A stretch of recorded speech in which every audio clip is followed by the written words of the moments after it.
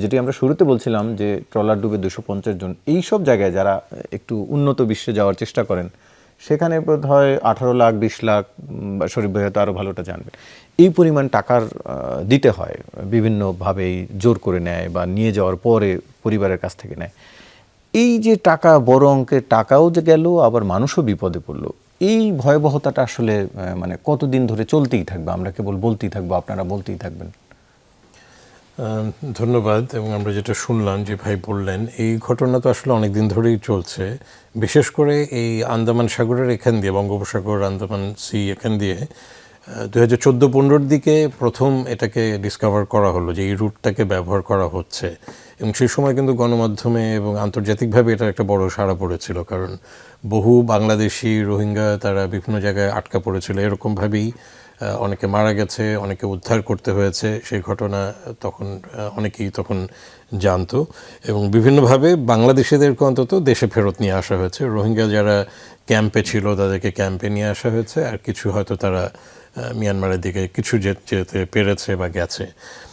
এখন এটার আপনি যেটা বললেন যে দুটো দিক আছে, আমরা যদি দুটো সাগরের কথা চিন্তা করি একটু আলাদা। ভূমধ্যসাগর দিয়ে যারা যায় লিবিয়া হয়ে, সেখানে যে 18-20 লাখের কথা বললেন, মূলত টার্গেট হচ্ছে যে ইউরোপে যাওয়া, বা যারা তাদেরকে বোঝায় বা তাদেরকে প্রলোভনটা দেখায় ইউরোপে প্রবেশের জন্য।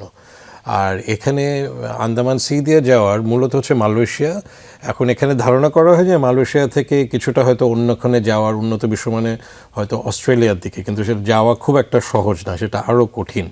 এবং সেখানেও যে বাংলাদেশিরা কখনো আটকা পড়েনি তা না। ওখানে পাপুয়া নিউ গিনি থেকে শুরু করে কিছু জায়গা আছে যেখানে বন্দি শিবিরে, এখানে যেরকম আমরা শুনলাম যে অস্ট্রেলিয়াতে মানে অবৈধভাবে প্রবেশ করতে দেওয়া হবে না, এখানে আশেপাশের কোনো না কোনো দ্বীপপুঞ্জে তাদের বেশ কিছু ব্যবস্থাপনা রয়েছে। এবং এটা নিয়ে কিন্তু একটা সময় গণমাধ্যমে অনেক আলাপ আলোচনা হয়েছে যে অস্ট্রেলিয়ার সরকারের তত্ত্বাবধানে যেই বন্দি শিবিরগুলো আছে, এরকমভাবে অবৈধভাবে যারা যাচ্ছে, সেখানে মানবেতরভাবে মানুষ বসবাস করছে, এবং সেখানে পরে সরকারকে সেটার একটা ব্যবস্থা নিতে হয়েছে সেখানে অবস্থা উন্নতি করার জন্য। কিন্তু সেটার তুলনামূলকভাবে কম। এখানে টার্গেটটা হচ্ছে মালয়েশিয়া। এবং আমরা এখানেও যেটা দেখলাম যে রোহিঙ্গারা আছে, বাংলাদেশি আছে। তো রোহিঙ্গাদের ব্যাপারটা হচ্ছে যে তাদের একটা হিস্টোরিক্যালি একটা লিঙ্ক আছে, বিশেষ করে যারা রেফিউজি হিসেবে বাংলাদেশে বা অন্য দেশে যাওয়ার চিন্তা করছে তাদের জন্য এই সাউথ ইস্ট এশিয়ায় কোনো না কোনো দেশে যাওয়ার একটা প্রবণতা তাদের থাকে, যেভাবেই হোক। কারণ হচ্ছে যে যেহেতু তাদের জীবনটা বিপন্ন, কাজে এখানে বাংলাদেশিদের প্রেক্ষাপট এবং রোহিঙ্গাদের প্রেক্ষাপট কিছুটা ভিন্ন। এখন দালালদের পক্ষে জিনিসটা হচ্ছে যে রোহিঙ্গাদের পক্ষে কিন্তু তারা যদি এখন যে বলেন, যদি আমরা ধরে নিই মালয়েশিয়ার জন্য 4-5 লাখ টাকা, এইটা রোহিঙ্গাদের পক্ষে পুরো 4-5 লাখ টাকা জোগাড় করাটা কঠিন।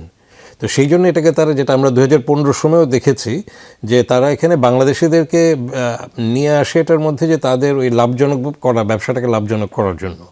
একই কথাই হয়তো বলা হয় রোহিঙ্গাদেরকেও বাংলাদেশিদেরকেও, যে যাওয়ার পরে যদি তারা দিতে পারে। কিন্তু রোহিঙ্গারা ওখানে যাওয়ার পরে তাদের হয়তো অতটা সম্ভব হবে না, যে তারা একটা প্যাকেজ ডিলের মতো করে। মানে এটা আমরা যারা ওই সময় বিভিন্ন গবেষণার কাজ করেছে এবং যারা ফেরত এসছে, অনেকেই ওই 2015 পরে কিন্তু তাদেরকে ফেরত আনা হয়েছে, একই কথাই কিন্তু সবাই বলেছে। এখানে আমরা যে ভাইয়ের কথা শুনলাম, যাওয়ার প্রক্রিয়াটা পুরোটাই এভাবে হয়েছে, এবং ফেরত আসার ক্ষেত্রে বিভিন্ন সরকার তখন সহায়তা করেছে। এখন এখানে মানুষের একটা মানসিকতার জায়গা তো থাকে। এখন আপনি যেটা বলছেন যে বড় অ্যামাউন্টের টাকা কেন মানুষ দেয়, কারণ সে একটা উন্নত জীবনে চিন্তা করে, এবং সে হয়তো মনে করে যে তার দেশে যেভাবে সে কাজ করবে, অর্থাৎ তার যোগ্যতা অনুযায়ী, তার কর্মক্ষমতা অনুযায়ী হয়তো খুব বেশি আয় করতে পারবে না। এখন 2015 সালের চেয়ে এখন হয়তো তথ্যের জায়গা থেকে আরেকটু বেশি মানুষের জানার কথা, কিন্তু মানুষের মাথার মধ্যে তো সেটা মানে ধারণ করতে হবে যে হ্যাঁ আমি এটা মেনে নিচ্ছি। এখন অনেক সময় শুনেও বিশ্বাস করে না। কেন করে না? মালয়েশিয়া থেকে অলরেডি এরকমভাবে গিয়ে কিছু মানুষ স্থায়ীভাবে থাকতে পারছে না, বা কিছুটা ভালো ব্যবস্থা করতে পারছে না, করছে তো যেভাবেই হোক। সবাই যে বন্দী থাকছে, সবাই কেউ গিয়ে ভালো আছে। আমরা, আপনি যদি এই পার্টিকুলার ঘটনাটা ধরেন, এটা হয়তো ইউরোপের সাথে লিঙ্ক না, কিন্তু মানুষের মানসিকতার জায়গাটা সেম, যে তার ইয়েটা হচ্ছে আমি যদি কোনোভাবে যেতে পারি তাহলে একটা কোনো ব্যবস্থা সেখানে হবে। এবং এইভাবে অনেক আগে থেকেই গেছে। এখন ধরেন ইউরোপেরটা আরও আগের, 80-র দশক থেকে ইতালি, স্পেন এসব জায়গায় বাংলাদেশিরা যায়, এবং বৈধভাবে গেছে, তাদের ভিসা শেষ হয়ে গেছে, তারপরে তারা সেখানে থেকেছে, একটা সেখানে পার্মানেন্ট রেসিডেন্সি চেষ্টা করে, এখন কিন্তু কয়েক জেনারেশন সেখানে থাকে।